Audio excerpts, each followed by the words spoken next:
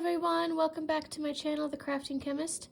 Today we are going to be looking at how to do the triple crochet stitch, also known as the treble crochet stitch.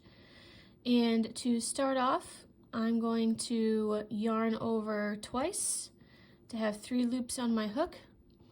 Then I am going to go into my next opening here, grab a loop to now have a total of 4. We'll yarn over again. I'm going to pull through 2, yarn over, pull through 2, yarn over, pull through 2. And that is the gist of the stitch.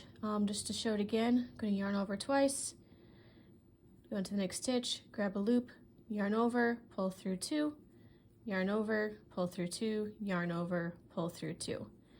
And that is how you complete this particular stitch. It's a bit taller than the double crochet that I've done earlier, but it definitely has its uses in various projects.